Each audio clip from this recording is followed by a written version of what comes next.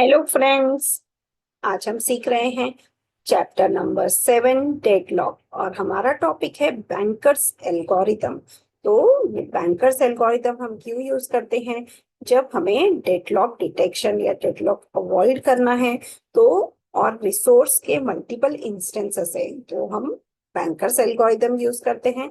तो इसके लिए ये हम देख लेते हैं। तो each process must contain the priority claim maximum use, मतलब हर एक प्रोसेस को कौन से रिसोर्स और उसके कितने इंस्टेंस चाहिए वो उसको पहले से बताना पड़ेगा। When process request a resource it must have to wait, मतलब प्रोसेस को इमीडिएटली रिसोर्स एलोकेशन नहीं होगा। Process must have to wait and process gets all its resources, then when it's finished then it has to return all the resources but it will be allocated in finite amount of time। अब data structure क्या है bankers algorithm का? हमारे पास अलग अलग data structure है where n is the number of process, m is the resource type। अब available ये हमको एक वेक्टर क्रिएट करना पड़ेगा। It is a vector of length m। If available j is equal to k, इसका मतलब है कि k instances of resource type R J is available. जैसे अगर प्रिंटर है तो प्रिंटर के कितने इंस्टेंसेस है? अगर हमने लिखा है प्रिंटर का 3, तो इसका मतलब है कि हमारे पास available J is equal to 3 आ जाएगा, मतलब हमारे पास 3 प्रिंटर्स अवेलेबल है। अब हमें लिखना है मैक्स, तो ये मैक्स एक n क्रॉस m मैट्रिक्स है। यहाँ पर आता है maximum i comma J is equal to k। इसका मतलब है कि एक प्रोसेस मैक्सिमम कितने इंस्टेंसेस एक पर्टिकुलर रिसोर्स के क्लेम कर सकता है या रिक्वेस्ट कर सकता है। तो यहाँ पर suppose process P I it is asking for a printer and it is saying that it wants 2 printers, तो मैक्सिमम जो पी आई हो गया वो हो गया 2। फिर आता है एलोकेशन। एलोकेशन भी एक m क्रॉस m मैट्रिक्स है जहाँ पे if allocation I J is equal to K, इसका मतलब है कि P I is currently allocated K instance of resource R J. मतलब अगर ये हमारा रिसोर्स है प्रिंटर और प्रिंटर हमने प्रोसेस पी आई को एलोकेट किया है तो एट वन टाइम हमने कितने इंस्टेंसेस इसको एलोकेट किए हैं। अगर सपोज ये 1 है, इसका मतलब प्रोसेस को 2 प्रिंटर चाहिए थे बट टाइम बिंग हमने उसको सिर्फ एक प्रिंटर एलोकेट किया है। अब आता है नीड। नीड मतलब ये एक n क्रॉस m मैट्रिक्स है। If need I J is equal to K then P I में need K more instances of R J to complete its task, मतलब कितने रिसोर्सेस की रिक्वायरमेंट है। तो यहाँ पर इनिशियली 2 प्रिंटर्स की रिक्वायरमेंट थी, हमने अगर एक प्रिंटर एलोकेट किया है तो नीड विल बी 1, तो नीड हो जाएगा 1, मतलब एक और प्रिंटर की रिक्वायरमेंट है। अब ये फॉर्मूला हमें देखना है। So need is equal to max minus allocation, मतलब अगर हमारा मैक्स है 2 और एलोकेशन है 1 तो 2 माइनस 1 हो जाएगा 1, मतलब हमारा नीड ये पर्टिकुलर एग्जाम्पल में हो जाएगा 1। अब आता है सेफ्टी एल्गोरिदम। सो हमें ये सेफ्टी एल्गोरिदम फॉलो करना है। सबसे पहले हमें वर्क एंड फिनिश ये दोनों वेक्टर्स है of length m and n, तो इसको हमें इनिशियलाइज करना है। तो हम लिखेंगे work is equal to available, हर एक रिसोर्स के कितने इंस्टेंसेस अवेलेबल है वो हमें वर्क में डालना है। Finish I is equal to false for I 0 to n minus 1, ये हमें फिनिश को इनिशियली फॉल्स करना है। For loop then find find an I such that both finish I is equal to false and need is less than or equal to work। if no such I exist go to step 4, मतलब हमें finish कर देना है entire system को, हमें finish करना है because system safe state में है। Work is equal to work plus allocation I, finish I is equal to to true and go to step 2, तो यहाँ से हमें स्टेप 2 में जाना है। तो इस तरह से हमें कंटिन्यूसली रिसोर्स एलोकेशन करना है एंड हमें चेक भी करना है कि रिसोर्स एलोकेशन के बाद ये जो स्टेट है वो सेफ होना चाहिए, और अगर ये अनसेफ स्टेट में जाता है तो वो एलोकेशन हमें नहीं करना है। अब देखते हैं resource request algorithm for process PI. तो अब request is equal to request vector for process PI. तो प्रोसेस पीआई का हमें रिक्वेस्ट वेक्टर लिखना है कि उसे कितने कितने रिसोर्सेस की रिक्वायरमेंट है and how many instances. So if request j is equal to k, then process pi wants k instances of resource type rj. So if request is less than need, go to step 2. अगर request हमारा need से कम है तो हमें step 2 में जाना है, otherwise raise error that since process has exceeded its maximum claim. तो हम error message display करेंगे if request is less than available, then also we have to go to step 3. Otherwise, PI must wait since the resources are not available. If step 3 क्या है कि pretend to allocate request resource to PI by modifying the state as follows. Available is available minus request, allocation is allocation plus request, and need is need minus request. तो ये तीन formulas हमें calculate करने हैं और current after allocation हमें देखना है कि अवेलेबल, एलोकेशन और नीड ये तीनों मैट्रिक्स की वैल्यू चेंज हो जाएगी। If safe is means the resources are allocated to PI, and if unsafe then PI must wait and the resource allocation state is restored. अगर ये जो allocation के बाद safe state है तो we can allocate, otherwise we will have to wait till the system comes to a safe state. अब हम देखते हैं एक एग्जाम्पल के थ्रू हम बैंकर्स एल्गोरिथम समझते हैं। जैसे हमारे पास 5 प्रोसेस है P1 P2 up to P4, then 3 resource type है A 10, B 5 instances and C 7 instances.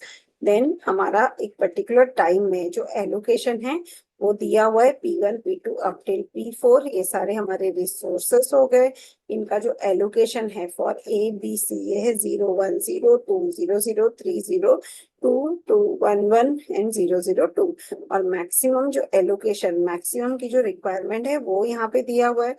Current allocation हमारे पास है और रिसोर्स टाइप की जो अवेलेबिलिटी है वो भी दिया हुआ है 3 3 2। और हमारी जो रिसोर्स टाइप है, अब एक्चुअल कितने थे 10, देन 5 और C का टाइप हो जाएगा 7।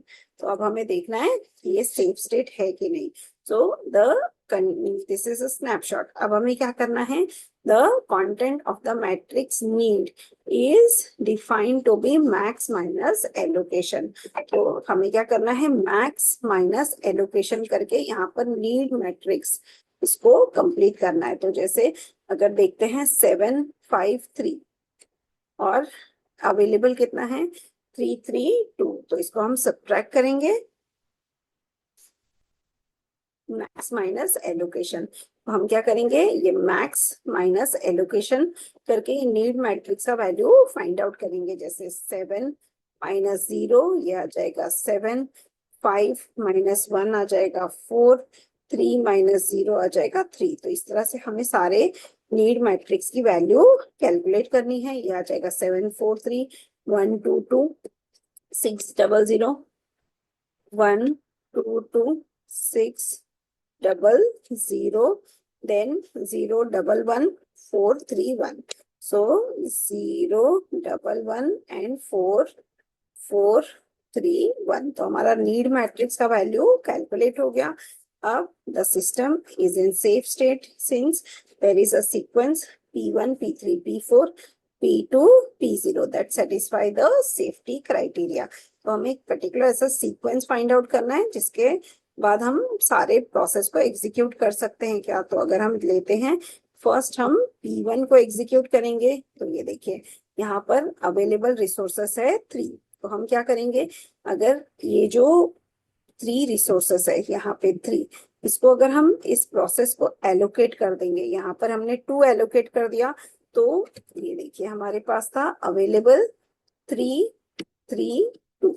अब प्रोसेस P1 इसको हम सबसे पहले एग्जीक्यूट करेंगे P1 को। तो P1 की वैल्यू कितनी है, एलोकेशन है 2 0 0। तो 1200। अगर हमने इसकी जो नीड है वो देखिए, इस पर्टिकुलर P1 की नीड क्या है, 122। तो ये 122 हम सेटिस्फाई कर सकते हैं बिकॉज हमारे पास है 332। तो 122 हम सेटिस्फाई कर सकते हैं, इसलिए हम सबसे पहले P1 को एग्जीक्यूट कर सकते हैं। तो हमने एक सेफ सीक्वेंस बनाना है, सबसे पहला आ जाएगा उसमें P1। अब जैसे ही P1 कंप्लीट हो जाएगा तो हमारे पास टोटल नंबर ऑफ रिसोर्सेस आ जाएगा 532।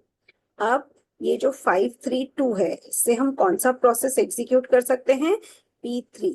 तो हम लेंगे नेक्स्ट P3 और इसको भी हम एलोकेशन करेंगे और इस प्रोसेस को कंप्लीट कर देंगे। जैसे ही हम कंप्लीट करेंगे तो ये जो एलोकेशन था 211, ये सारे रिसोर्सेज भी हमारे फ्री हो जाएंगे। तो अब हमारे पास आएगा 7 4